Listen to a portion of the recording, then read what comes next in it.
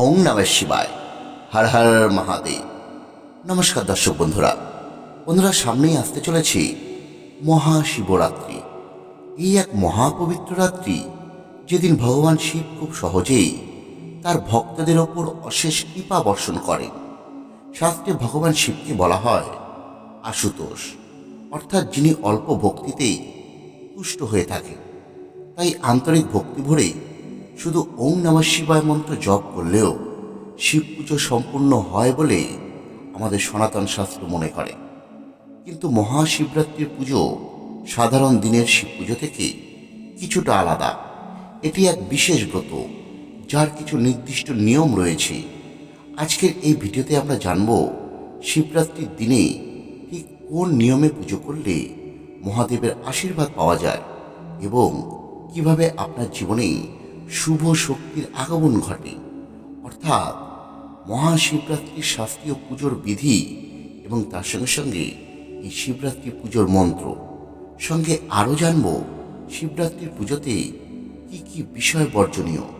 কিন্তু তার আগে জেনে নেব এবছর অর্থাৎ 2026 সালের শিবরাত্রি পুজোর পূর্ণাঙ্গ সময়সূচি, চার প্রহরের নির্ঘণ্ট, নিশীথকালের পুজোর সময় এবং পালনের সময়।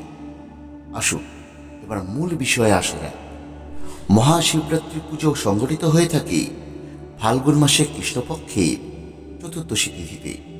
এবছর চতুর্দশী তিথি শুরু হচ্ছে 15 ফেব্রুয়ারি রবিবার বিকেল 4:48 থেকে এবং তা শেষ হবে 16 ফেব্রুয়ারি সোমবার বিকেল 5:32। শিবরাত্রির পুজো যেহেতু রাতে করতে হয়, তাই এবছর মহাশিবরাত্রি ব্রত আপনাকে পালন করতে হবে 15 ফেব্রুয়ারি রবিবার। প্রথম প্রহর শুরু হবে সন্ধ্যে 6:11 থেকে এবং তা চলবে রাত 9:23 পর্যন্ত। দ্বিতীয় প্রহর শুরু হবে রাত 9:23 থেকে এবং তা থাকবে রাত্রি 12:36 পর্যন্ত। তৃতীয় প্রহর শুরু হবে রাত 12:36 থেকে এবং তা থাকবে ভোর রাত 3:47 পর্যন্ত। চতুর্থ প্রহর শুরু হবে ভোর রাত 3:47 থেকে এবং তা থাকবে সকাল 6:59 পর্যন্ত। শিবরাত্রির পুজো মূলত করতে হয় নিশীথকালে। সেটি শুরু হবে রাত 11:52 থেকে এবং তা থাকবে 12:42 পর্যন্ত। শিবরাত্রির ব্রত পালন করলে ঠিক তার পরের দিন পালন করতে হয়। এবার জেনে নিই সেই পালনের সময়সূচি। শিবরাত্রি ব্রত আপনাকে পালন করতে হবে 16 ফেব্রুয়ারি সোমবার সকাল 6:42 থেকে বিকেল 3:13 মধ্যে। এই সময়ে আপনাকে শিবরাত্রি ব্রত পালন সম্পন্ন করতে হবে। এবার বলি শিবরাত্রি পুজোর প্রস্তুতির কথা। শাস্ত্রমতে ফাল্গুন মাসে কৃষ্ণপক্ষের চতুর্দশী তিথিতেই মহাশিবরাত্রি পালিত হয়ে থাকে। তাই ত্রয়োদশী তিথি থেকেই নিজেকে প্রস্তুত করা উচিত। এই দিনে একবার নিরামিষ আহার গ্রহণ করে শরীরকে উপবাসের জন্য প্রস্তুত করা হয়। মহাশিবরাত্রির দিন খুব ভোরে ঘুম থেকে উঠে স্নান করা অত্যন্ত শুভ। কালো তিল মিশ্রিত জলে স্নান করলে শরীর এবং মন শুদ্ধ হয় বলে শিবপুরাণে উল্লেখ রয়েছে। স্নানের পরে সংকল্প গ্রহণ করতে হয়। আপনি শুদ্ধ মন এবং শরীরে উপবাস পালন করবেন এবং ভগবান শিবের আরাধনায় নিজেকে নিবেদন করবেন। এই সংকল্প আপনাকে এদিন গ্রহণ করতে হবে। মহাশিবরাত্রি পুজোর আদর্শ সময় হলো রাত্রি।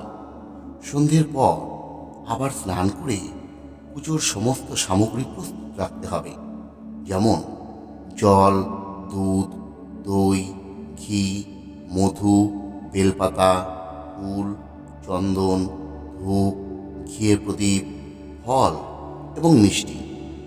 এই পবিত্র রাত্রি 4টি প্রহরে ভাগ করা হয়। প্রতিটি প্রহরে ভগবান শিবের বিভিন্ন রূপে পুজো করা হয়।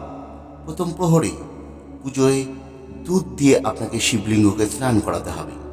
সেই সময় আপনাকে যে মন্ত্রটি উচ্চারণ করতে হবে সেটি হলো ইদং স্নানিয়ং দুগ্ধং ওং ওং শনায় নমঃ।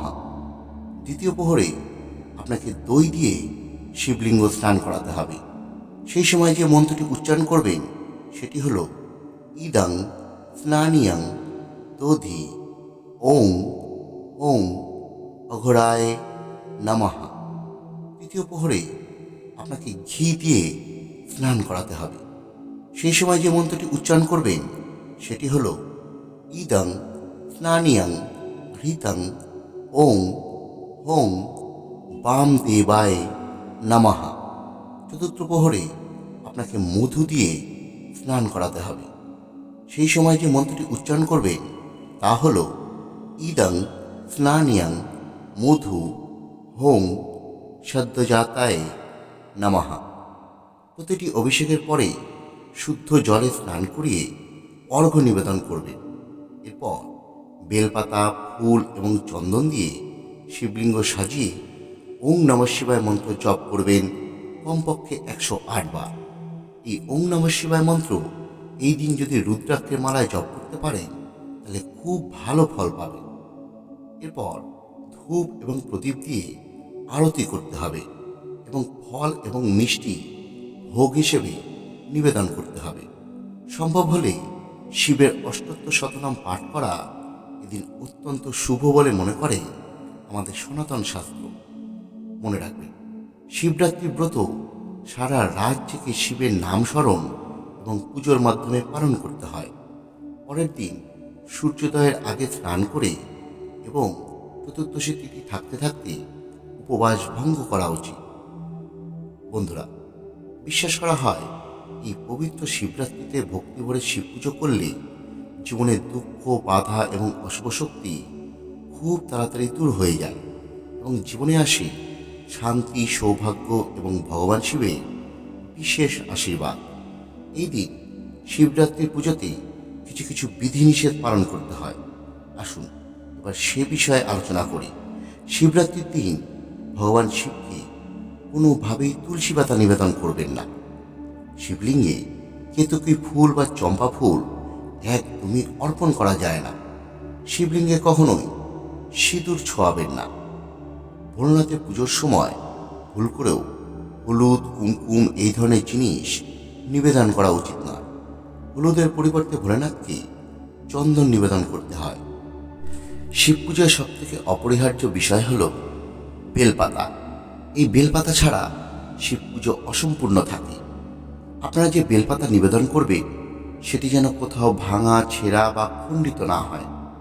বেলপাতার মসৃণ দিকটি অবশ্যই বাবার মাথায় স্পর্শ করে তারপরে নিবেদন করবেন।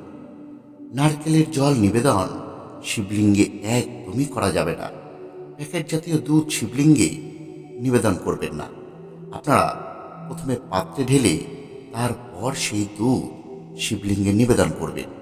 এই দিন কোনোভাবেই নেশার জাতীয় দ্রব্য স্পর্শ করবেন না। কারো সঙ্গে ঝগড়াঝাঁটি, অশান্তিতে একদম জড়াবেন না। কালো পোশাক পরে শিবরাত্রির পুজো করতে বসবেন না।